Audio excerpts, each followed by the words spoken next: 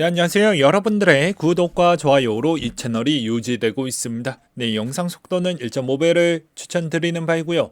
네, 이번 내용은 ETF 관련된 또 추가 이야기를 좀 해보려고 하는데요. 최근에 ETF 가능성에 따른 측면에서도 해당 데이터 몇 가지만 보아도 알 수가 있습니다. 자, 이번에 이제 GBTC 가격이 4월과 7월 달 대비보다 가격이 더 비싸졌고요. 그리고 G2더도 아직이지만 GBTC 마찬가지로 최고점 찍기 직전이라고 합니다. 그래서 그레이스케일 트러스트는 기간대산 자산 운용 상품으로 구매를 하면 6개월 락업 이후 OTC 거래로만 판매가 가능하다고 되어져 있는데, 기관들이 지금 시점에서 가격이 생각보다 민구적거리고 있는 비트코인과 이더리움 가격 추이가 만족스럽지 못함에도 불구하고도 왜 이렇게 프리미엄 가격 추이는 계속 좁혀져 나갈까요? 그건 그 안에 답이 있다라고 볼 수가 있습니다. 그렇기 때문에 이번에도 어떻게 보면 비트코인 트러스트 가격 프리미엄이 엄청나게 많이 올라가고 있다라는 것이겠죠. 그래서 이미 기관들은 천천히 준비를 하고 있고, 이게 개인이 받아들이는 체감과는 엄청난 차이가 있을 것으로 보여집니다. 왜냐?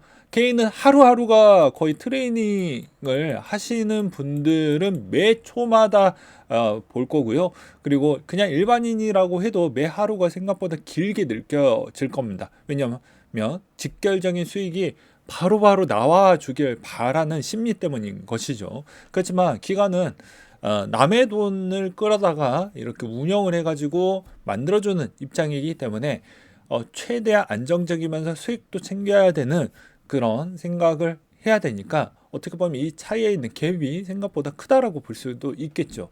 그래서 이거 언제 될 거냐? 안 되지 않냐? 지금도 시간 낭비다, 이렇게 또 생각하시는 분들도 계시겠지만, 분명 이거는 큰 변화추이와 힌트를 주고 있다라고 저는 생각을 합니다. 그래서 아크이 인베스트 누나 같은 경우에도 똑같은 이야기를 하고 있는데요.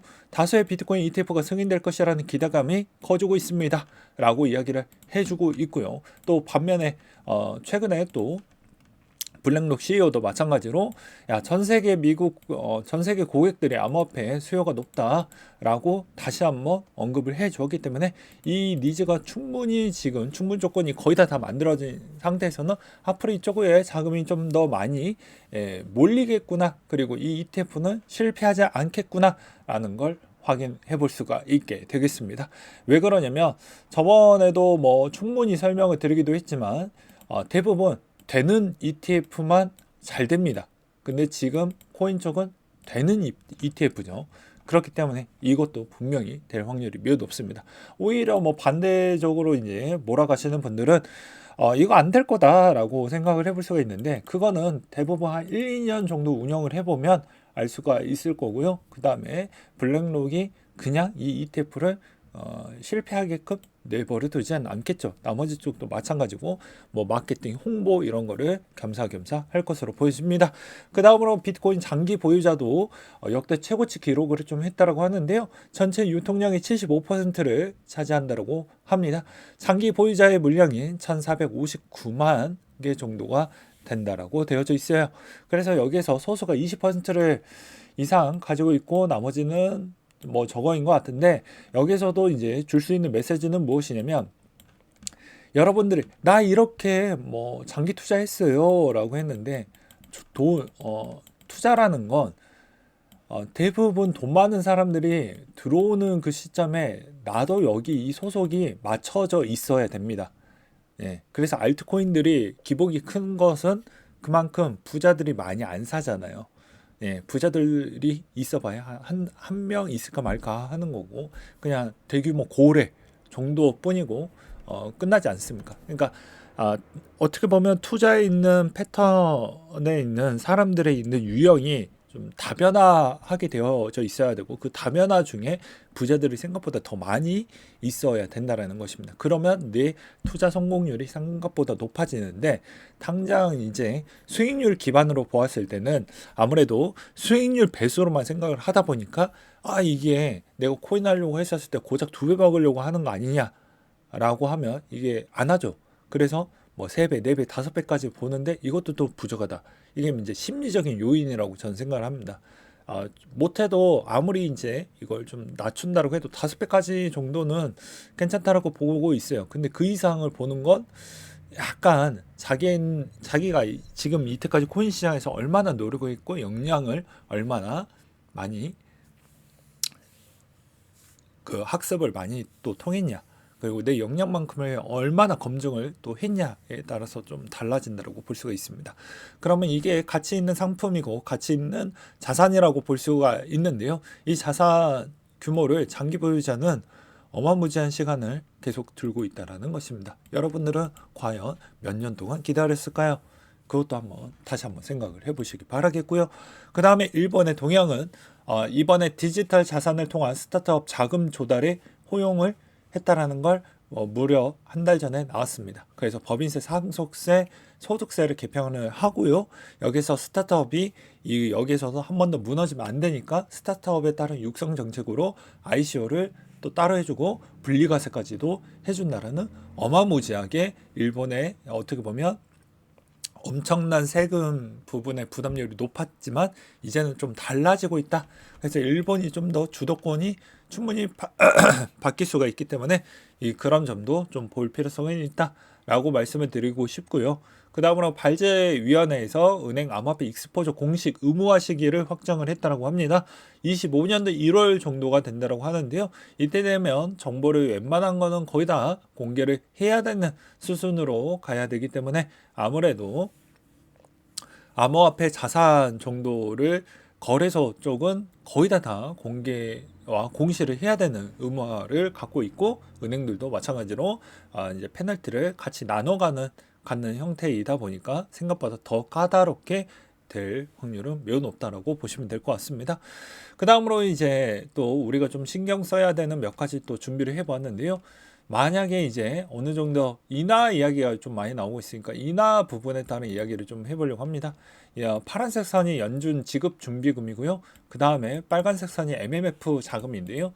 이게 움직임 패턴이 재밌습니다. 그러니까 1개월물의 금리 추이와 그 다음에 영레포 금리 추이를 본다고 하면 여기서도 베스트는 당연히 1개월물 금리가 좀 더 높은 게 가장 좋다.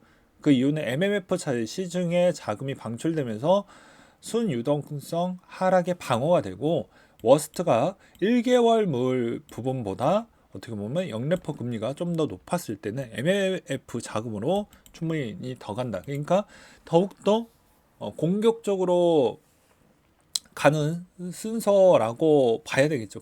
그렇기 때문에 요 시점 대비에 있는 타점도 어떻게 보면 이 MMF 이쪽에 있는 움직임에 따라서 또 다른 힌트도 받을 수도 있다라고 보시면 될 것 같습니다.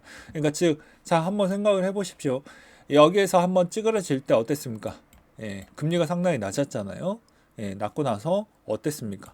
MMF 자금 쪽으로 좀 갔습니다. 여기다가 어떻게 보면 이 금리가 내려가는 그 시점 대비부터는 지급준비금 형태가 좀 더 높아졌고, 그 다음에 여기서 이제 어찌 보면 한 번 더 올라가고 있는 수순을 볼 수가 있는데요. 여기에 있는 이 포인트는 무엇이냐면, 여기에 주는 포인트와 여기에 주는 포인트의 핵심은 불확실성이 너무 높아서 이도저도 안 되는 포인트일 때 MMF 쪽으로 돌려서 일단 단기 자금을 이쪽으로 좀 돌린 다음에 시장을 좀 쳐다보겠다라는 것이죠. 그래서 그 중간 시점으로 그냥 보시면 될 것 같다라고 생각을 하시면 될 것 같습니다. 그래서 이게 MMF 부분이 어느 시점에 꺾이냐, 어느 시점에 계속 올라가고 있냐, 이것도 좀 중요할 것 같다라는 생각이 많이 들고 있고요. 그 다음에 마찬가지로 뉴욕 증시의 강한 소비로 인해서 다시 한번 또 금리에 또 영향을 주고 있습니다. 소매 판매 증가율이 좀 나왔고, 대부분 그걸로 인해서 다시 나스닥과 다우, 그 다음에 나머지 금리에도 계속 영향을 주고 있다라고 보시면 될 것 같습니다. 그건 국채 금리를 이야기를 하는 것이고요. 그 다음에 스테이블코인 16번째로 많은 미국채 보유를 갖고 있는 게 이제 대부분 크립토 스테이블코인이라고 보시면 될 것 같습니다. 그러니까 보면은 되게 웃긴 게, 이 스테이블코인 위치보다 한국이 더 뒤에 있어요. 그렇죠? 그리고 독일도 뒤에 있고요. 재미지 않습니까? 그래서 크립토 지금 시점에서 망한다라는 소리는 요즘은 잘 안 나오고 있긴 하지만 지금의 스테이블 코인들도 생각보다 고민이 많을 거예요. 어떻게 운영을 하는 게 나한테 이로울 거고 나한테 나쁘지 않을 거면서 여기서 한 단계 더 성장할 수 있는 모델링이 뭐가 있을까? 근데 쉽지는 않을 것으로 보여집니다. 지금 쓸 수 있는 카드가 몇 개 없기 때문이죠. 그 다음으로 이제 최근에도 이것도 팁을 다 드렸습니다. 오보스 고래 지갑 현황, DWF 랩스가 관여했던 쪽을 좀 많이 볼 필요성이 있다라고 이야기를 많이 했죠. 그래서 이거 약간 내가 위험을 감수하고 이걸 해보고 싶다라고 하면 이런 움직임을 좀 잘 확인해 보시는 것도 나쁘지 않는다라고 따로 만들어 드리기도 했었고, 그 다음에 이제 수위 이야기를 좀 해보려고 하는데요. 이 국회의원 민병덕 의원이 수위에 물렸냐라는 댓글이 생각보다 좀 공감이 많이 됐습니다. 저 의원의 가산자산 그 공개 이력 리스트를 좀 볼 필요성이 있을 것 같기는 하는데, 일단은 뭐 수익 코인 폭락 사태로 인해서 이게 어찌 보면 좀 더 조사가 필요하다, 그리고 유통량 확인이 좀 필요하다라고 이야기가 나와서 금융감독원장이 이거 지적한 부분 추가적으로 한 번 더 요청을 하겠다라고 했기 때문에 수위를 들고 계시는 분들의 한해서는 아무래도 이거 유의사항 뜰 것으로 보여지고요. 좀 이게 나쁜 결과가 나오게 되면 국내 거래소 거의 다 상폐될 여지가 있다. 그래야 거래소들이 생각보다 역피해를 최소화시킬 수가 있기 때문입니다. 이 말의 의미는 거래소들이 이제 눈치 보고 자기네들끼리 이제 그 추가 조사를 받을 수가 있기 때문에 그것까지 이제 잘라내기식을 하는 거죠. 그리고 상폐하고 이제 그런 형태로 가게 되면 그나마 좀 덜할 것이니까요. 네, 오늘 내용은 여기까지 준비를 했고요. 이상으로 마치도록 하겠습니다.